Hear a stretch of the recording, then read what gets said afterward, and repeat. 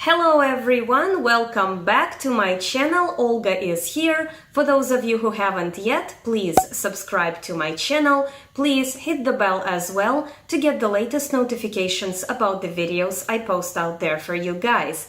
And for those of you who are subscribed, thank you very much guys. You are keeping me motivated to make more videos.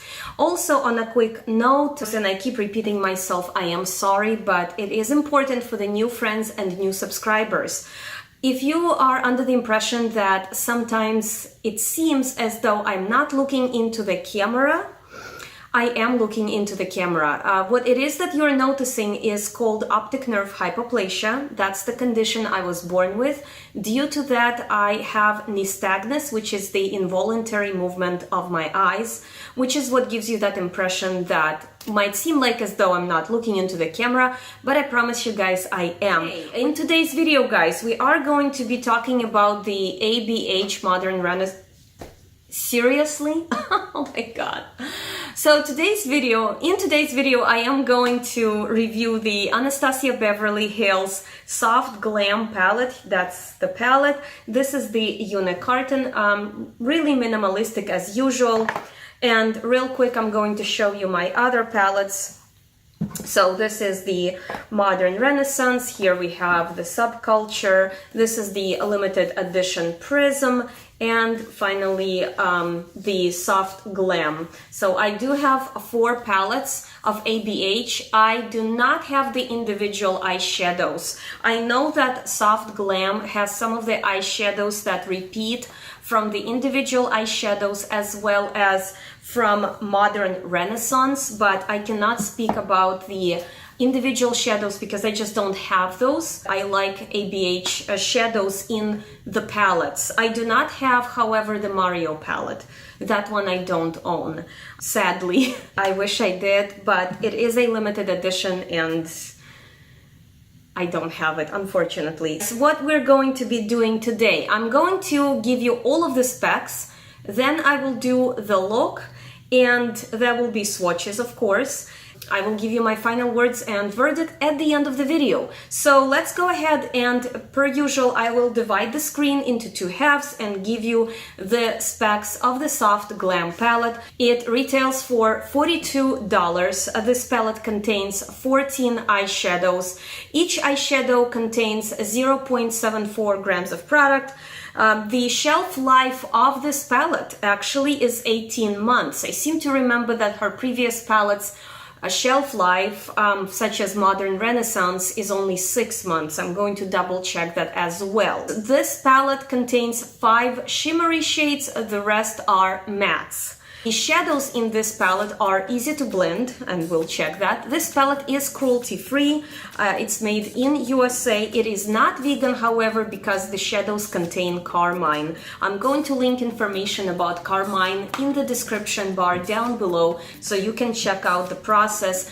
I don't think that I'm qualified enough to explain the process of how Carmine is obtained.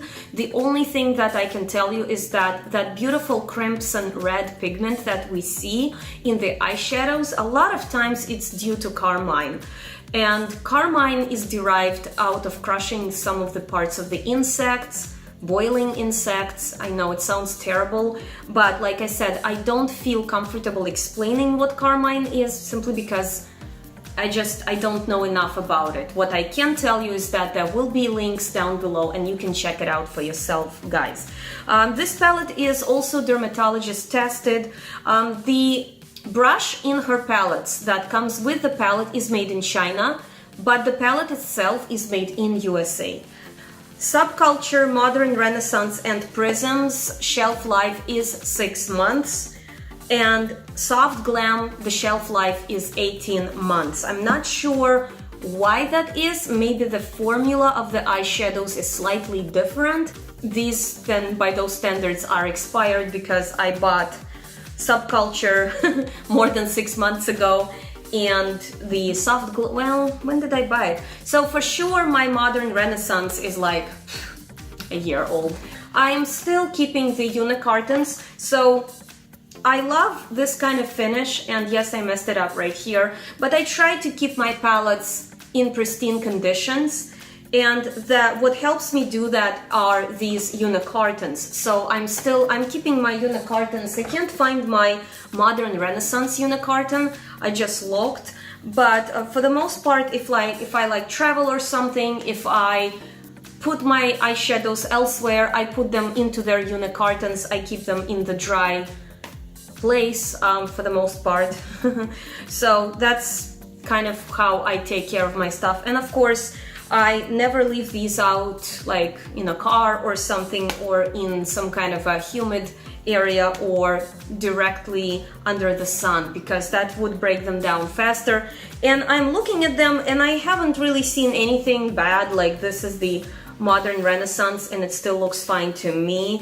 And the reason I am not hitting the pan is that I have so many eyeshadows by this point that even if I tried exclusively using just the ABH eyeshadows, it would take me a while to go through them. So I am using these eyeshadows. It's just that because I'm using also Urban Decay eyeshadows, I use Colored Rain eyeshadows, I use Viseart eyeshadows, I use e.l.f. eyeshadows, I use things like, you know, there's just plethora of product around my house, so I can't physically go through the product. So in that sense, you know, I'm not hitting the pan on these eyeshadows anytime soon. Going back to this particular palette, I'm going to start applying them and then we will do the swatches. And while you watch the swatches, I'll go finish off my look and come back with the final words and verdict.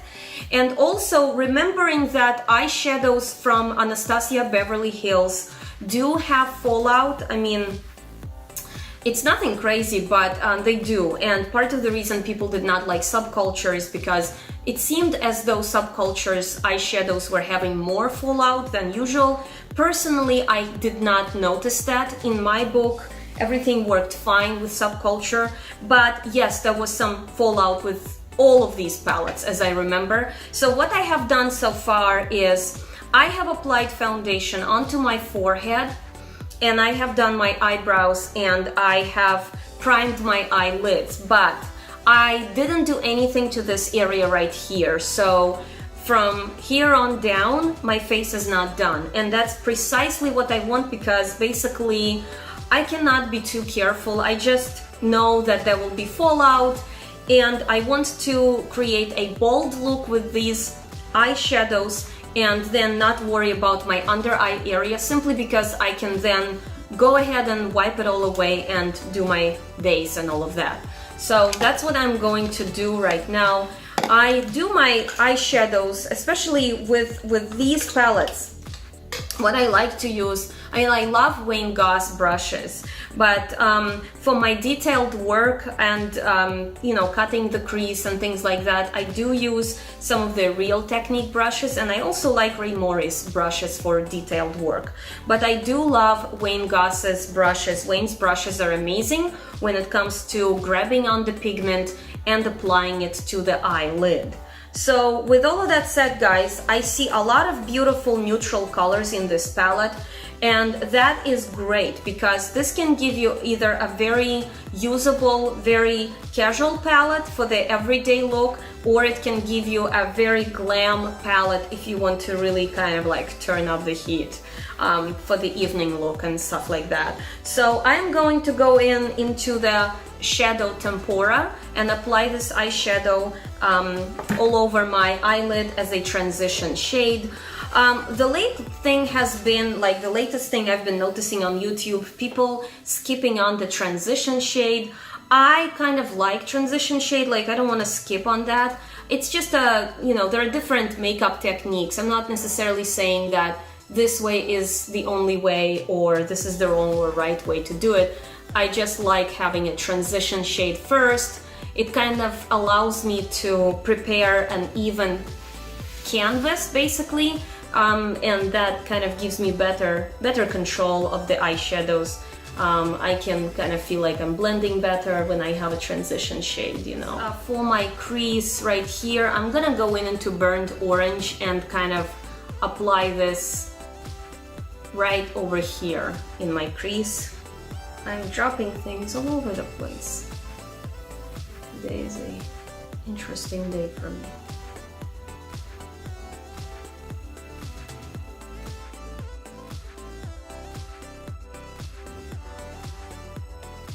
Next, I'm gonna go into the eyeshadow Mulberry. I feel like it's a beautiful, rich color, and I'm going to apply it all over the lid, and then we'll do some cut crease.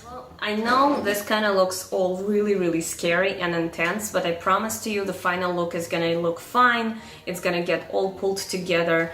Just to remind you, I have not done my base right here specifically because ABH shadows do have a fallout and I don't want to mess up my makeup here, so that's what I will finish off camera. I'm gonna take some of the Tarte Shape Tape Concealer. I'm putting some of this on my wrist. And then I will do a cut crease, and I'm using for that the e.l.f. concealer brush.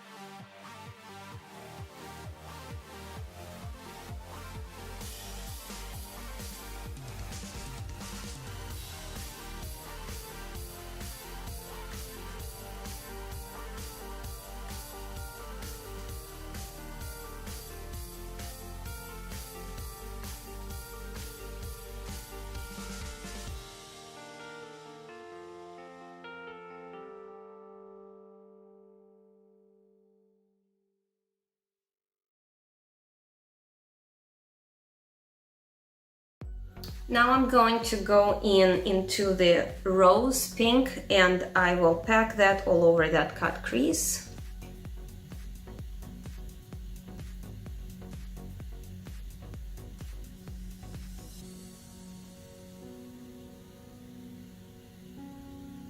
Next is I will go into the color Noir, and I want to kind of give a little bit of definition to the cut crease area to kind of create like a contour basically on these sides. I've been really favoring this triangular shape. I actually saw Raw Beauty Christie do this, and she learned it from other beauty artists, and all of that gives your eye more dimension that way. I'm going to go ahead and finish my makeup. In the meantime, you can watch the swatches and I'll deliver my final words and verdict.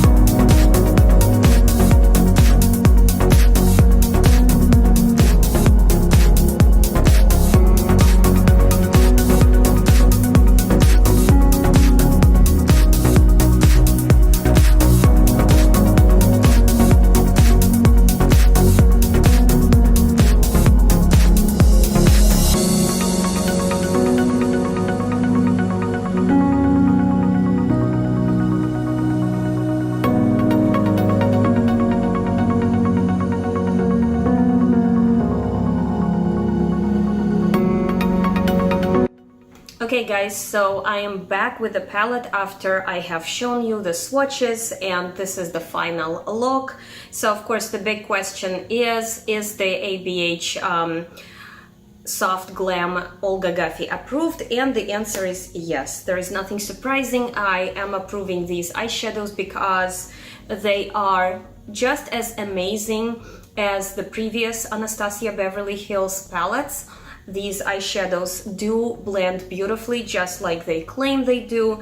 You get a really nice amount of eyeshadows for a fairly reasonable price, considering that this is the ABH eyeshadows.